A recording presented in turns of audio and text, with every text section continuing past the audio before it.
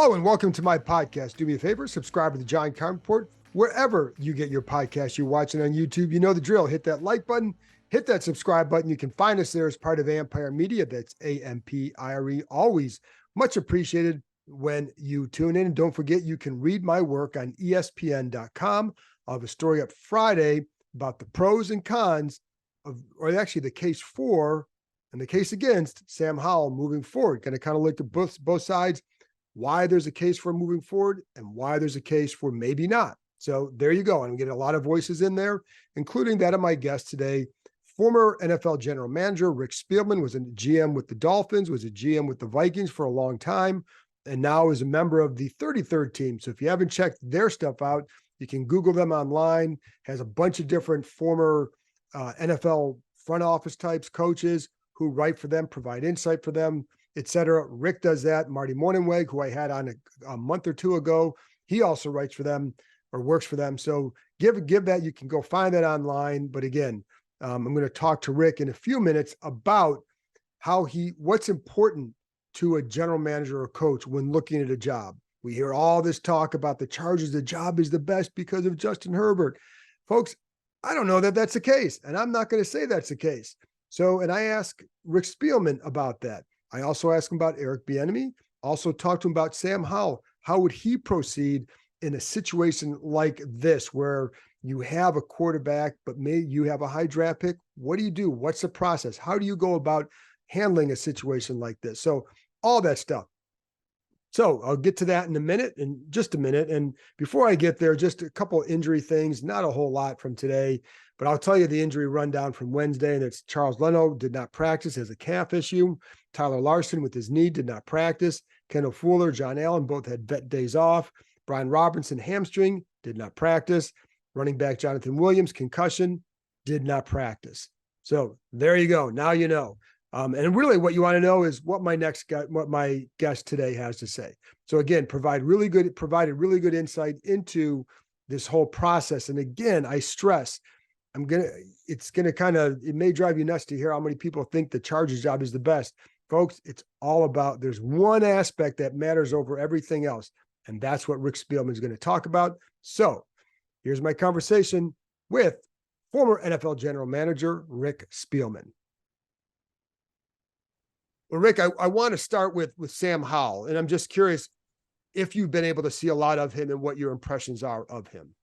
Yeah, just watching him, and if you watched him maybe the first 3 quarters of the season, you've seen a quarterback that has athletic ability, tough as nails. It's amazing for as many times as he's been sacked that he bounces right back up. He makes all the throws that you want to see an NFL quarterback make. So there was a lot of promising things that you saw early in the season. Then you see in the last month where you see the pick sixes, you see the poor decision making. I believe he got benched or he got replaced by Jacoby Brissett this last game. So I don't know why all of a sudden the struggles have come along, if it's because he's just basically a one-year starter. But now there's some question in my mind on if he's the guy or not the guy. And is it all his fault? Is it not having like a true number one receiver? Or is it because of the pass protection? So there are a lot of things that they're going to have to look at in the offseason to determine whether he's the guy or not. And that's what I wanted to ask you about too, is how you go about that evaluation, because as you know, the situation here, chances are a new staff will be in here evaluating and making that decision. So if you're coming on board as a new staff, new GM, new coach, how would you go about assessing that to make sure, because like you said, he's shown a lot that says that maybe he can be the guy. Then you have to compare to the draft. So how would you go about making that decision? Yeah, well, whoever the new coaching staff, if there is a new coaching staff or a new head coach that comes in, the first place that I would start is, if I am hired as that new head coach, is to interview everybody on that current staff, because maybe you're going to keep one or two of those guys or maybe keep none. But I would really talk to the staff about how they feel about Sam Howell and his practice habits, his study habits, and everything coming out of North Carolina were all A pluses in that area. But I would also make sure that I am prepared when I go in, if I do get an opportunity to interview with the new owner, that I am fully prepared on the tape work that I've done on Sam Howell and the background that I have from the outside coming in to give an indication on whether I think he's a quarterback of the future or not. And then once you put your staff together, you're going to have time to, with your offensive staff, your quarterback coach, your offensive coordinator, to do a lot of film study. If there is a new front office, the front office coming in, comparing to what potentially is going to be out there in the draft, especially where they end up, and who knows where they're going to end up picking, if they're going to be Right. in the top 5 or not, and then make a determination on what direction you want to go. And I think it has to do with the ownership too, Right. because the ownership, they weren't there when they drafted Sam Howell.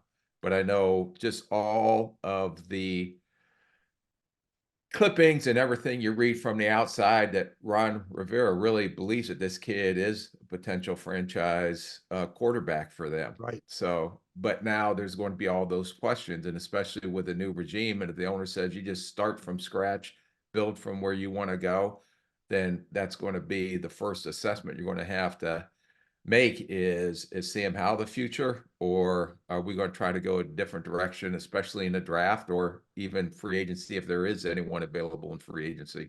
And what would you be looking to hear or see? Like you said, you talk about the film evaluation. How much you're going to rely just on that versus what you hear? I mean, I get maybe you take it all and kind of swirl together.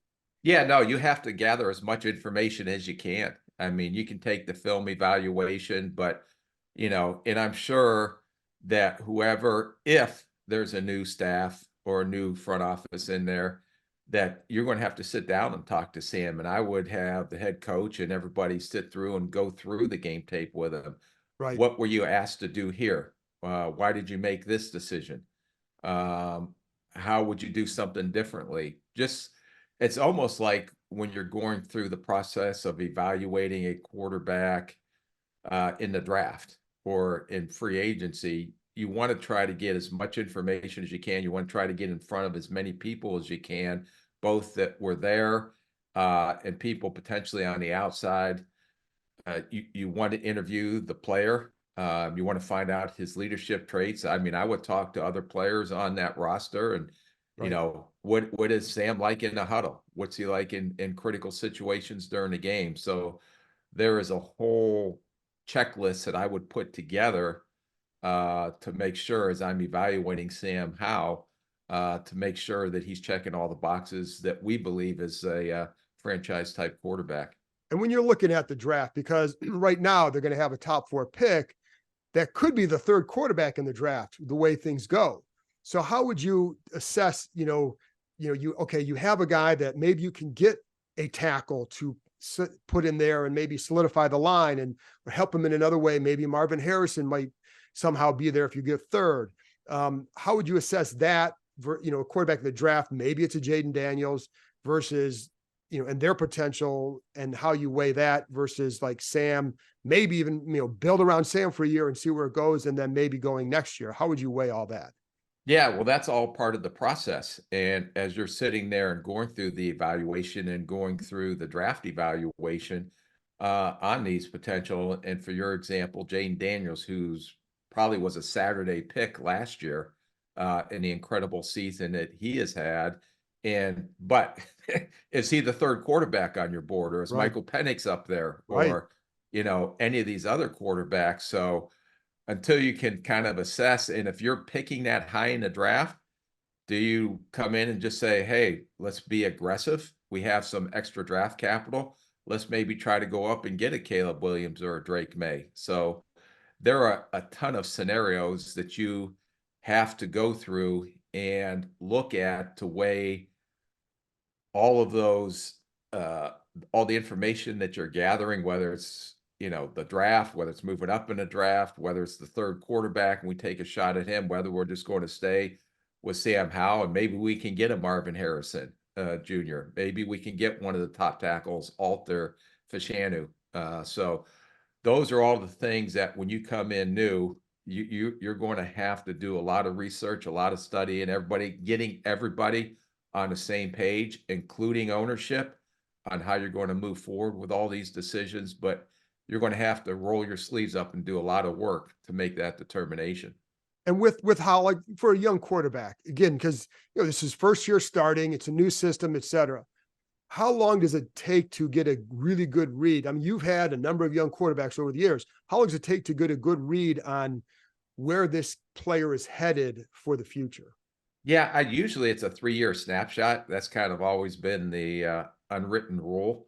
But now, does Eric Bieniemy stay there as the offensive coordinator? Is he the potential head coach if there is a head coaching change? Is it a whole new system that he has to learn?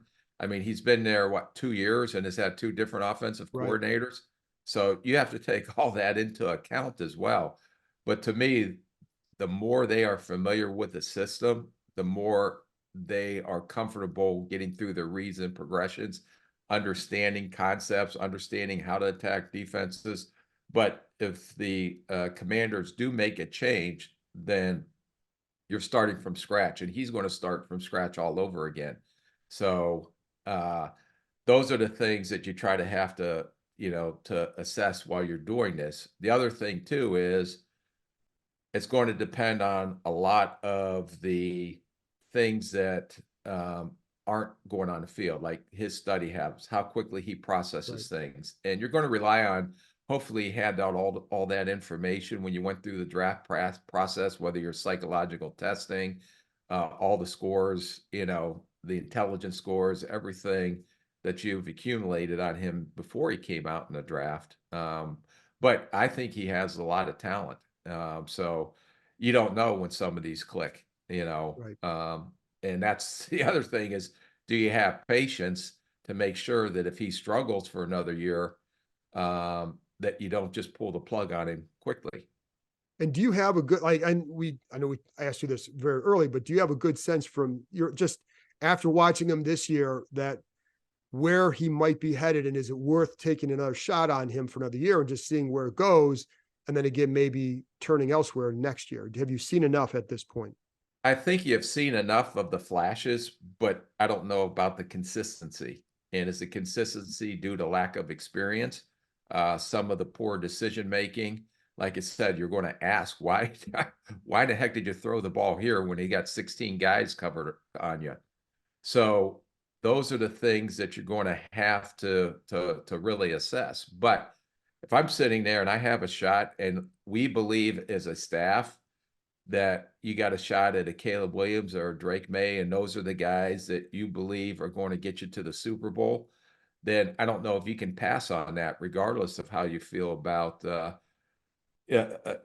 about him. So those are the things that, like I said, you're going to have to discuss a Right. lot of things Right. and evaluate a lot of things before you come up with a final resolution. And then when you look at, if you were looking at a job, let's say trying to weigh, is it a good job or not?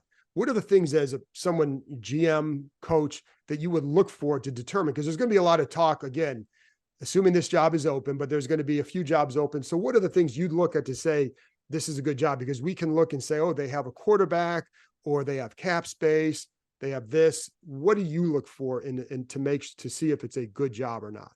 I think the number one thing is the ownership group you're going to work for, and the patience they're going to have, and do they understand where the organization is, where the team is right now, and how long is it going to take to get that team up to the standards of potentially being a playoff team every year and potentially competing for a Super Bowl.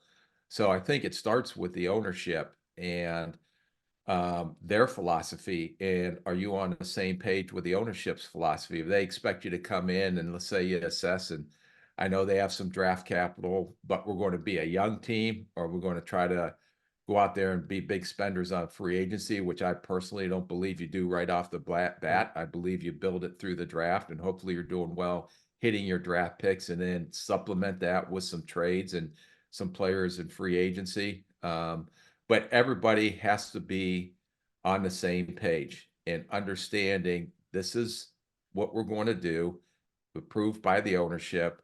This is the approach we're going to take. and the ownership is fully on board and 100% behind you. And this is how we're going to try to get our football team to be a competitive year in and year out, and a potential playoff team every year and potential Super Bowl. But I think it starts with that ownership. It starts with the head coach. It starts with the GM, and everybody on the same page on how they're going to build this thing going forward. So, and how much more would that weigh for you versus, like, again, oh wow, they have the cap space, they have all these picks, or they have, You can have all that. Yeah, you can have all that. But if you're not all on the same page or going in the same direction, then it's not going to matter. Right. So, when you're making final decisions, or you're making organizational decisions that are altering decisions on the direction that you're going to go, if the head coach has one philosophy, the GM has one philosophy, the ownership has one philosophy, that's not going to work. Right. I've seen it over 30 some years, been involved in a lot of situations. So to me, everybody better be on the same page in how they're going to approach everything, not only the draft and the personnel, the coaching, the entire football operations. How are we going to move forward, and how are we going to create a culture, a winning culture in this building that everybody's going to buy into? But with the owner, head coach, and GM, if it's Ron, and if it's Marty Herney and Martin Mayhew, and it's the new Mr. Harris, the new owner, then they all have to be on the same page. Because I don't know, I'm just looking from the outside, and you trade Montez Sweat and you trade Chase Young. Okay, well, you got some draft capital, but was that coming from the ownership? Was that a decision by the head coach? Was it a decision by the front office? Why was that? I don't know if the coaches want to get rid of two pretty good pass rushers when they're trying to fight towards the end of the year. So I don't know who's making those decisions, or the philosophical process in making those type of decisions. But when you make those decisions, regardless, the owner, the head coach, and the GM all have to be on the same page when a decision is made. And then just two more questions. Going back to the quarterback situation, how much do you look at what Washington has and say, okay, they just need a tackle, you can get that? Or like you said, because people here are going to think Terry McLaurin is a number one, and you referenced he's a good receiver. Yes. Yeah, I'm not saying he's not a good receiver. Yeah, right. He's a really good receiver. Right. But is he a potential Marvin Harrison Jr., who I've already evaluated? You've been high on him. Yeah, I think he's a future Hall of Famer. And Terry is a very good receiver, but I think they also need to add to that. I mean, look at Philly, even though they lost last night, when they brought in A.J. Brown and Devontae Smith. Look at Tua when he had Waddle and Tyreek Hill. What a difference that makes in these quarterbacks, and even, last night when you watch Metcalf and then Jackson Smith and then Jigba, all of a sudden is starting to come around, where in Kansas City, they're struggling right now. Right. I mean, Rashee Rice, my opinion, I think is going to be a really good receiver as he continues to, but they don't have anyone else right now stepping up. So that's, and that's the philosophical question that you're going to ask. Let's say we stick with Sam Howell, and you have Marvin Harrison Jr. there and one of the offensive tackles there. Who's going to have the biggest impact to make our quarterback better? Is it the big receiver, or is it an offensive tackle, a left tackle? Right, and that's going to be an off-season topic for sure. Last thing, so you were in Minnesota with Eric Bieniemy, so I'm curious. There's always a lot of talk about him as a coach. What was your experience with him, and what do you think of him? I think he is an excellent football coach. I think he is very demanding on the players, but he also can show them love. I think that he is a smart football coach. I think he understands offenses, and I think that he deserves an opportunity to, and he's had some opportunities in interviews, but to give him an opportunity to be a head coach and to see if he can have success or not. Rick, I appreciate your time, man. Very much like the insight. Thank you. Okay. All right. Thanks. Thank you.